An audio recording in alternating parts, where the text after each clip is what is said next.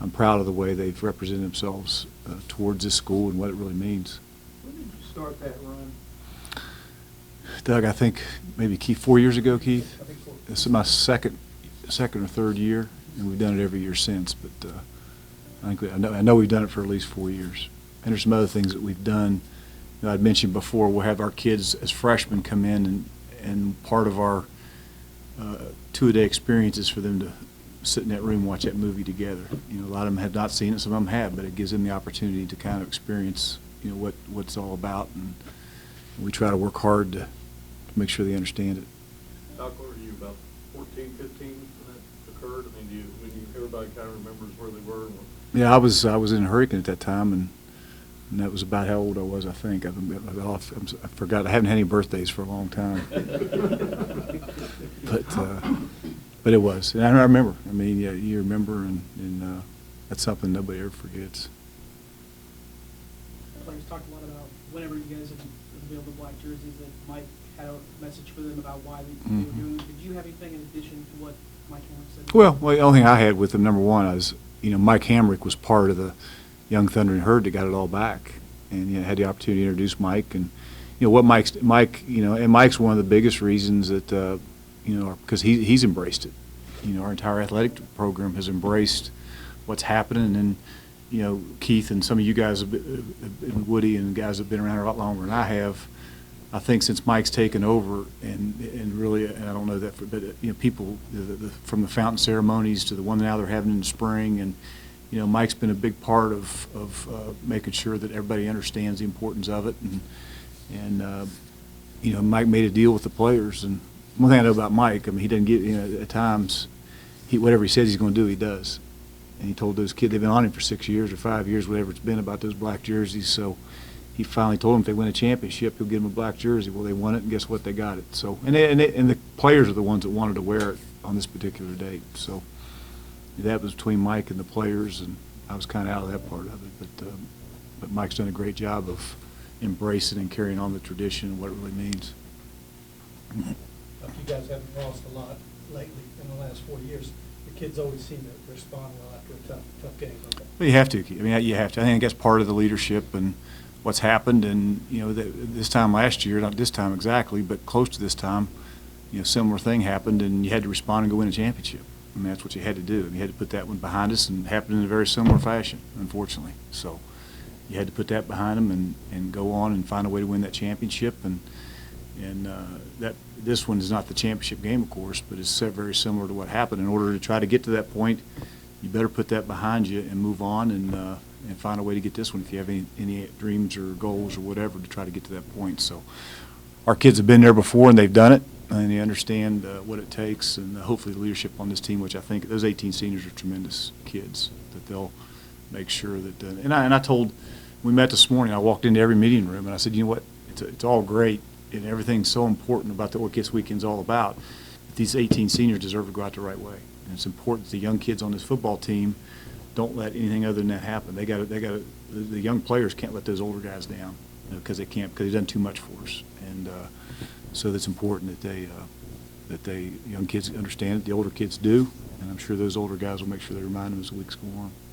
Talked to the guys on Monday, and a lot of them said they were excited to get to Tuesday's practice, and sort of hit me a little odd because you all been at it for, I think this is 11 straight weeks, and to hear guys after a tough loss in which they were really disappointed say that they were excited to get back to practice, does that sort of define the demeanor? Well, I think it does. I mean, that's what that's what that's what great teams do. I mean, because they like football.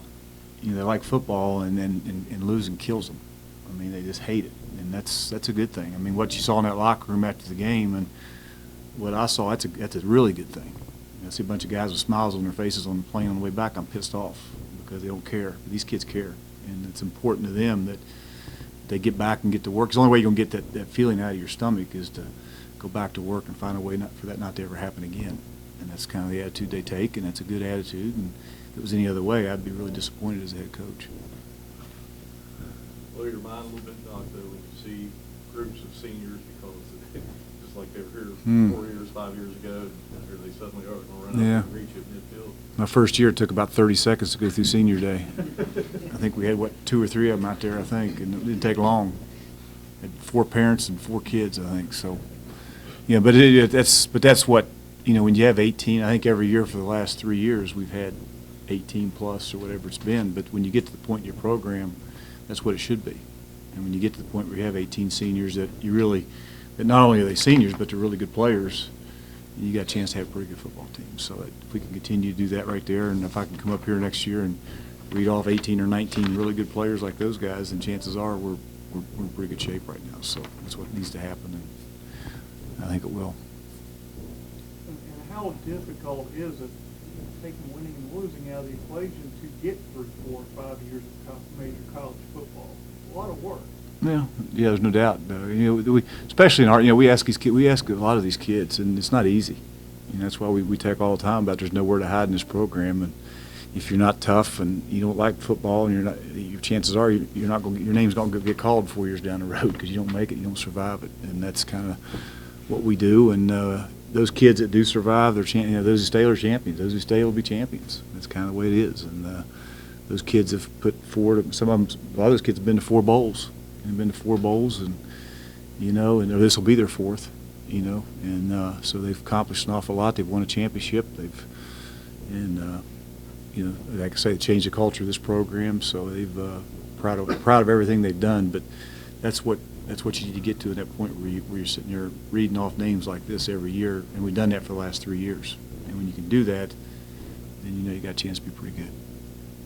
McKelvey, you know, it's not every day you get a second chance to be a senior, and after his injury, he was given that second chance. How much is he taking on with it this year? Well, I mean, the leadership he's provided, and you know, he's been a captain now, I think, 6 or 8 times, and you know, he's just done a tremendous job. And he's a tremendous player, and just proud. You know, you really you're proud of kids. And you're so happy when kids overcome so much adversity like he has, that great things happen for him, because it has. And you know, he's just a great kid that is going to walk out here with 3 degrees and a really good football player. He's going to have a chance to play on Sundays at some point, and just happy and proud of him.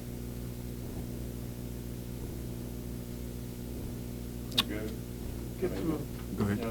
You know, Magoo? he's grown up a lot. Well, he has. He's played down there, and again, Ron's done a great job with that team. And you know, he's been playing. This is our 3rd year we've played against him. He's played there as a freshman. You know, and you just watch the progress he's made, and he's completing well over 60% of his passes. I think his touchdown to interception ratio is tremendous, and he does a good job of running the offense. And they got good players. I mean, Richard Leonard he was picked to be a preseason, I think, special team player of the year or defensive player of the year, whatever he was. And I mean, he's a great player that changes games just with the kick return and the punt return part of it. And he's as good a corner as there is in this league, if not the best. And you know, that Wakefield, that defensive end, is a tremendous player. He's got like 14 TFLs and was conference player of the week last week. I think he had 4 sacks or something there this past week. So don't think they don't have great players. They do. They got players that can play for anybody, and 53, that linebacker's all over the place. So, you know, they got really good players, and there's a reason that they beat Central Florida that first game. They went on the road and had Indiana beat, and lost it there at the end. And so they can play with anybody, and like I say, it's going to be a dogfight for us.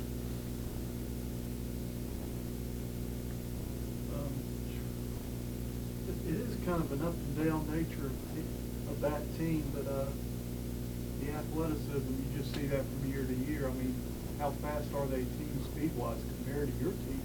Yeah, they are. I mean, they're as fast as anybody in the league. It's because of where they are.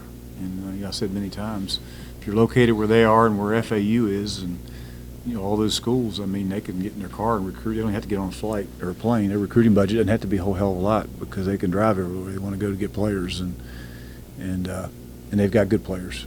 You know, a lot of those guys are kids that Alex and Mario and all those guys had recruited while they were there, and Alex knows they're good players. Ask him.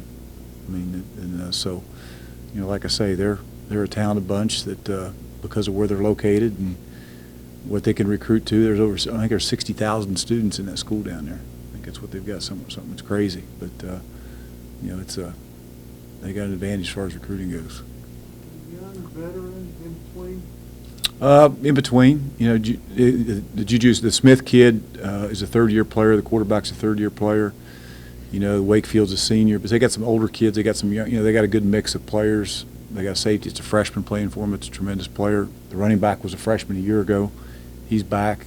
He's a good player. So got an offensive line that's a mix of young kids and older kids that that they've developed and done a great job with. So they got a good mixture. And again, Ron, you can't give Ron's a tremendous coach and does a great job of, number one, getting them ready to play and preparing them, but two, getting good players. Face the tight end is tough. It's what Smith brings to the table and what he offers to that FIU team. He's an NFL player. I mean, he's an NFL player, and you know, he's been one of the top, if not the top tight end in our conference the last 2 or 3 years. And even as a freshman, you know, he was on a lot of lists. So he's as good-looking kid as you'll see. He was at the media day when he was down there, and he looks like an NFL guy. Well, he looks different. You know, you can tell those guys that are just look different. And he's one of those guys that when he walks in the room, you say, "Wow," because he's number one. He's a really good-looking kid that's very athletic and he can play. Something run a 2 tight end set. What does that pose for your defense? Well, I mean, it's a lot of preparation because not only do they run the 2 tights and 2 tight end set, but they don't always. They'll take it because he's such a tremendous athlete. They're not going to be attached. You know, they're going to be out in space. It's going to be they'll have 2 tight ends in there at times, but they'll be in spread formations, which creates some problems for you. And he's a good enough athlete that when he gets out in a flex position, he's no different. Remember we used to do with Gator Hoskins and even some of our tight ends right now. You used to put Gator out there, even though he was a tight end, and that was a little bit of a mismatch for a linebacker, somebody trying to walk out and play in space. And they'll do some of the same things with Smith that creates a lot of problems for you defensively.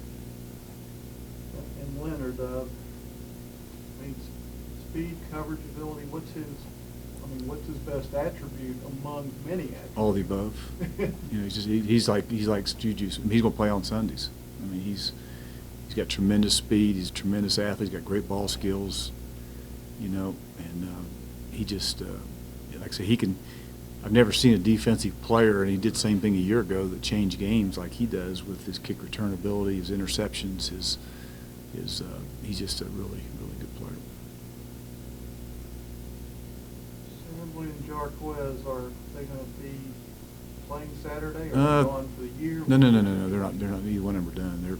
I think both of them got a shot, but we'll see this week. I think probably at least one of them will practice today and be fine. The other one we'll see during the week. I shouldn't have told you that because I'm not talking about injuries, right? I don't know, Smart. All right, let's go to work.